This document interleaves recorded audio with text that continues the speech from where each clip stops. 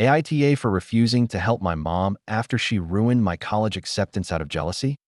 For as long as I can remember, college wasn't just a goal, it was the goal. While other kids were figuring out who they wanted to be, I knew. I wanted out.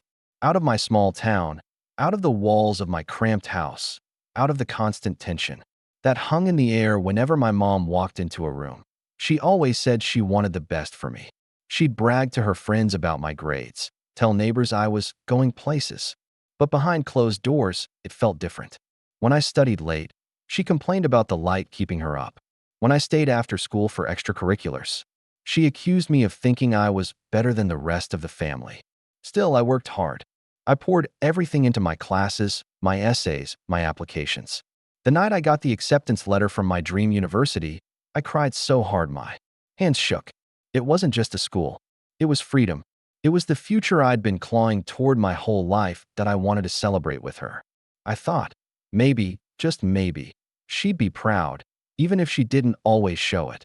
But when I handed her the letter, her expression froze.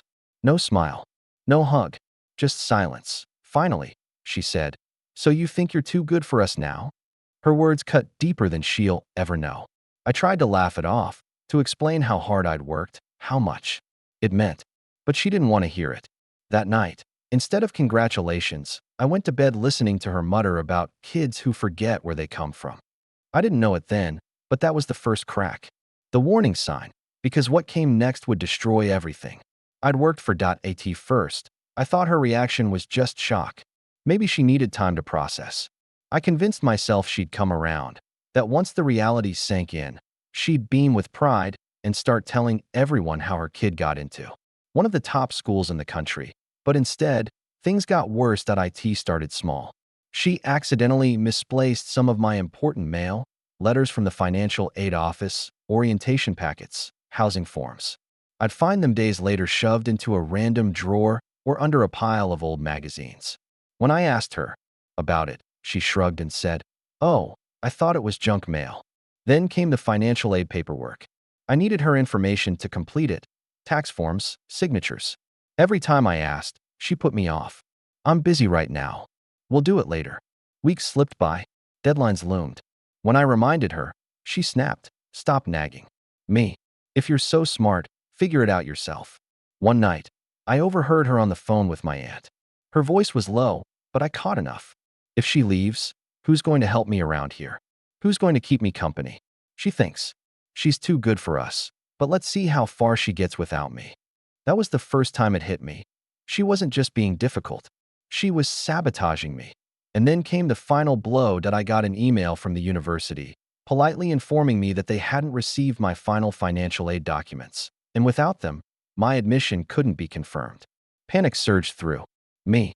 I tore through the house, searching for the forms. When I confronted her, she just crossed her arms. "Oh, those?"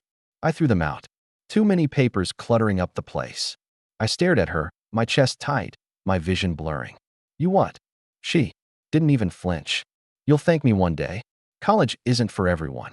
You think they're going to take care of you when you're drowning in debt? Better to stay here, get a job, and live in the real world." I couldn't believe it. All those years of work, all the nights studying until my eyes burned, all the dreams of finally escaping, gone. Not because I wasn't smart enough. Not because I didn't try hard enough. But because my own mother had decided I didn't deserve it. That night, I lay in bed staring at the ceiling, my acceptance letter clutched in my hands, crumpled from my grip. It felt like a cruel joke. I had gotten in, and yet I wasn't going anywhere. And the worst part? She acted like she had saved me. The days after the email were some of the darkest of my life. While my friends were celebrating, posting pictures of their acceptance letters, buying hoodies with their college logos, planning dorm decorations, I sat in my room, surrounded by silence. My acceptance letter lay folded on my desk, a cruel reminder of what I had earned but would never have. Every time I looked at it, I felt a mix of rage and grief. Rage because I knew I had done everything right. Grief because none of it mattered anymore. My future had been stolen, not by bad luck or rejection, but by the one person who was supposed to want the best for me. Mom walked around the house as if nothing had happened. She hummed while doing chores, watched her shows, even smiled at me like things were normal. If anything, she seemed lighter, happier, like a burden had been lifted off her shoulders that I couldn't stand to look at her. The first time I snapped, it just spilled out of me. Do you even realize what you've done? You destroyed my future. She didn't even look guilty. She just gave me this tired, dismissive look. Oh, stop being dramatic. College isn't everything. You'll find another path. Another path. As if you could just swap out dreams like shoes. When I tried to talk to my dad about it, he shifted uncomfortably and said, "You know how your mother gets." She probably thought she was helping. Helping. That word nearly broke me. My friends noticed too. When they asked what school I'd be going to, I lied. I told them my financial aid didn't come through, that I couldn't afford it. I couldn't bring myself to admit the truth, that my own mother had sabotaged me to AT night. I cried into my pillow, the walls of my room closing in tighter and tighter. College had been my ticket out. Without it, I felt trapped, chained to the very place I'd been desperate to escape, and deep down, something inside me shifted. The trust one had in her, fragile as it already was, cracked completely. She wasn't just difficult. She wasn't just controlling. She was my enemy. The fallout wasn't just losing college, that IT was losing my mother. After the collapse of my college dream, I started to live on autopilot. I went through the motions: wake up, work shifts at a local cafe, come home, eat dinner, sleep, repeat. But inside, I was a storm. That I avoided mom whenever I could. If she was in the kitchen, I stayed in my room. If she tried to make small talk, I answered in one word. It wasn't just anger anymore. It was disgust. I couldn't look at her without hearing the sound of her voice saying, "You'll thank me one day." She seemed oblivious to the tension. She'd knock on my door and chirp, "Dinner's ready," as if she hadn't burned my future to the ground. Sometimes she'd even make snide comments like, "It's nice having you home. At least I know you're not out getting into trouble." Every word felt like salt in the wound. That I tried to distract myself by saving money, researching community college classes, looking for some way forward. But every time I filled out an application, the bitterness hit me all over again. I hadn't lost my dream because of money or bad grades. I'd lost it because of her. And no backup plan could erase that. The breaking point came one evening at dinner. That we were sitting at the table, plates of food in front of us. Dad was scrolling through his phone. Mom was talking about some neighbor's kid who had flunked out of college after a year. She laughed and said, "See, sometimes parents know best. Not every kid is cut out for that kind of life." I dropped my fork. The sound was loud in the quiet kitchen. "Are you serious?" I asked, my voice shaking. She blinked at me, all fake innocence. "What? You're sitting here gloating about someone else failing when you're the reason." I didn't even get the chance. Dad looked up, alarmed. "Hey, let's not." "No." I snapped, my chest tight, my hands trembling. I turned back to her. "You ruined everything for me." After that dinner, something shifted permanently. The air in the house, already heavy, grew even thicker. We weren't just avoiding each other anymore. We were living like strangers under the same roof. I threw myself into work. Extra shifts. At the cafe, late nights closing, even volunteering for weekend mornings just to stay away from home. The less time I spent in that house, the freer I felt. Each shift was exhausting, but the tiredness was better than the suffocating silence of sitting across from her at the dinner table. When I did come home, I made myself scarce. Straight to my room, headphones in, door locked. Meals became optional. Sometimes I grabbed food on the way home. Sometimes I skipped entirely. She'd knock on my door with a forced cheerfulness, saying things like, "I saved you a plate," but it felt hollow. I could hear the edge in her voice, the unspoken tension underneath. She started making little digs. "Don't think working at a cafe is a career. Community college isn't the same as the school you were bragging about. Maybe if you weren't so ungrateful, life would be easier." Every jab stung, but I didn't bite back. Not anymore. I just shut down, giving her nothing but silence. If she wanted a reaction, she wasn't getting one from me. Meanwhile, Dad tried to play mediator, hovering in the middle. "She didn't mean it like that," he'd whisper when she wasn't around. "You know she loves you." But the words rang empty. Love isn't supposed to feel like sabotage. Love isn't supposed to feel like shackles. The distance wasn't just emotional. It was physical too. I started spending nights at friends' houses, making excuses about late study sessions or early shifts. Sometimes I just drove around, parking in empty lots and blasting music until the sun came up. Anything to avoid the house that no longer felt like home. And with every passing week, the wall between us grew higher that I wasn't her child anymore, not in the way she wanted. I wasn't the little girl who needed her approval, who hung on her every word. I was older, harder, angrier, and deep down, I promised myself one thing. The first real chance I got, I was leaving, not for college, not for some big dream. Just to be freed. IT happened on a rainy Tuesday evening, months after the wedding that never was of my own life. The night I lost college, I had just gotten home from a double shift at the cafe. My clothes smelled like burnt espresso and fryer oil, my feet ached, and all I wanted was a hot shower and silence. But as soon as I walked in, I saw her. Mom was sitting at the kitchen table, papers scattered in front of her, her face pale. For once, she didn't look smug or dismissive. She looked worried. When she saw me, she straightened up quickly, trying to mask it. "Oh, good. You're home. I need your help." The words hit me like a punch. Because months ago, she hadn't cared about my needs.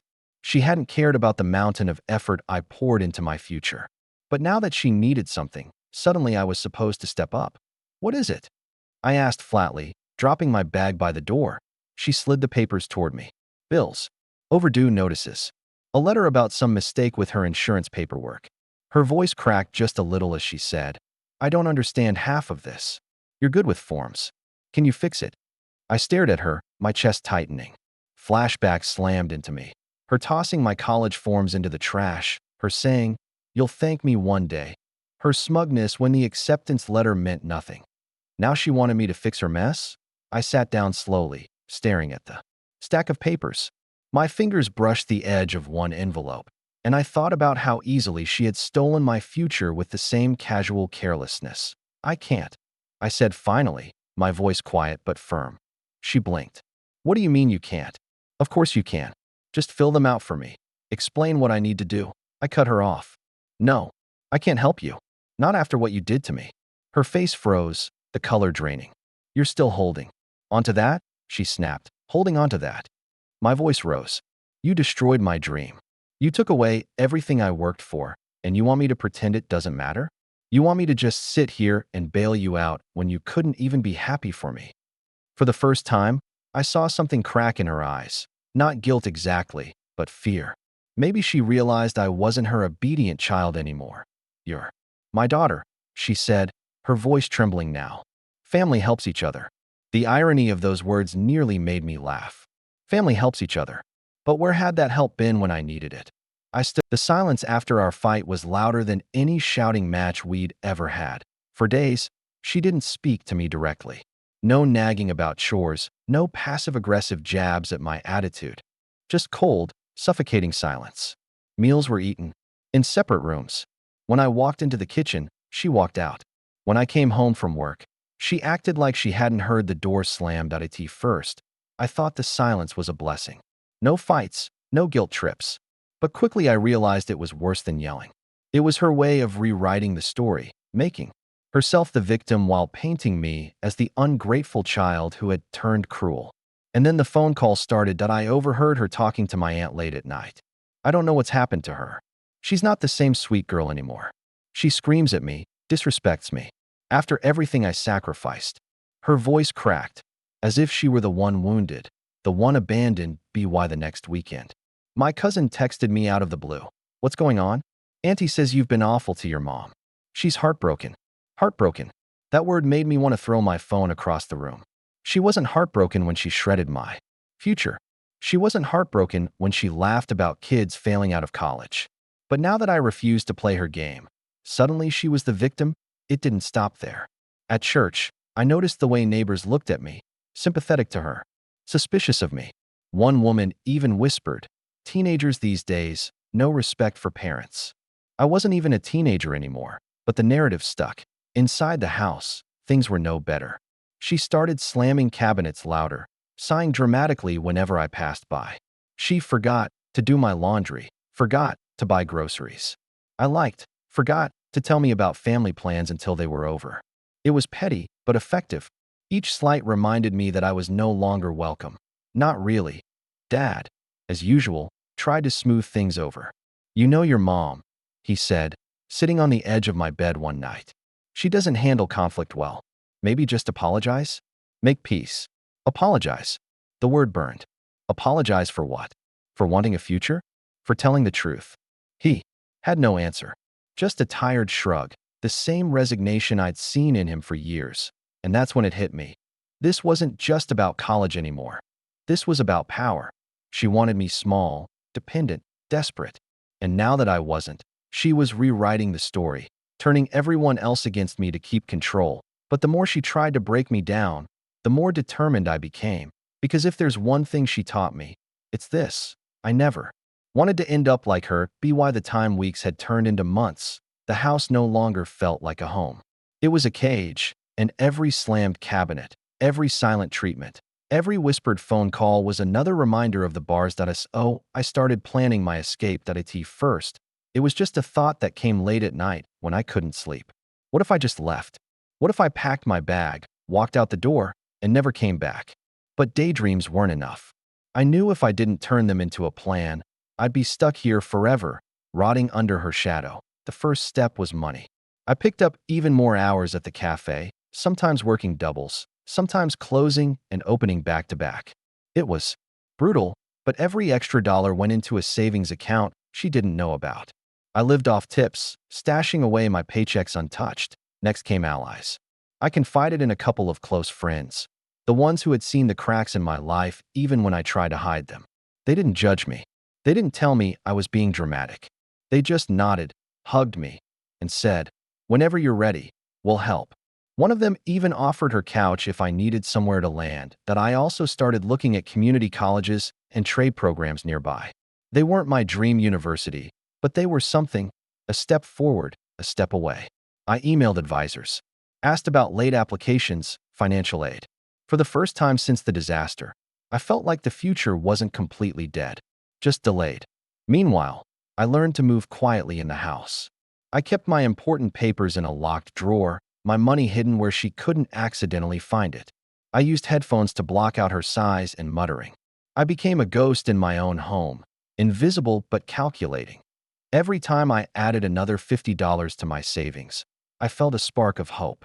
Every time a friend texted, "You got this," just a little longer, I felt less alone, but I also felt the fear. What if I couldn't save enough? What if she found out my plan? What if leaving only made me the villain forever in the eyes of the family? Still, I knew one thing. Staying was no longer an option. One night, as I lay in bed staring at the ceiling, I whispered to myself, "She may have stolen my first chance, but she won't steal the next one." And that was the night the escape plan stopped being a fantasy. It became my mission. The day it all came to a head wasn't dramatic at first. No storm, no shouting match. Just another morning in a house that felt too small for all the silence inside it. I was halfway out the door for work when Mom called after me. Her voice was sharp, urgent. "Wait, you need to help me with this." She stood in the living room, holding another stack of bills, her face pinched with frustration. "I can't figure this out. Sit down. Fix it." I didn't even look at the papers. I just shook my head. "No," her eyes widened. "No? After everything I've done for you, you're really going to stand there and refuse to help your own mother?" Something inside me snapped into clarity. For once, there was no guilt, no hesitation, just the truth. "Everything you've done for me," I said, my voice steady. "You destroyed my future. You threw away my chance at college. You laughed when I begged for help. And now you want me to drop everything and clean up your mess? No, I'm done." Her mouth opened, but no sound came out. For the first time, she looked small. Not powerful, not controlling, just small. "I'm leaving," I said quietly. "I don't know when I'll be back. Maybe never. But I can't keep living here, pretending like what you did was okay. Because it wasn't. It ruined everything." Her face crumpled, not with remorse, but with rage.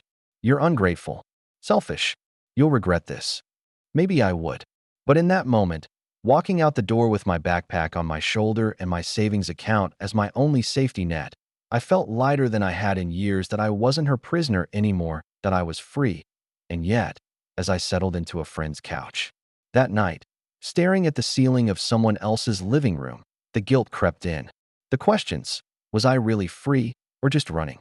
Should I have stayed, helped her with her problems, tried to rebuild what she'd broken?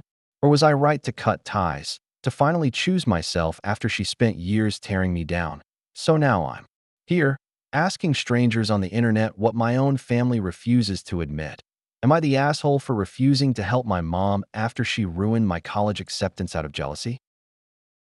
Thank you for watching this story on True Tales Hub. Please like the video, subscribe to the channel, and turn on the notification bell so you won't miss our next story that we post new tales twice a day, and each one comes with unexpected twists you won't see coming.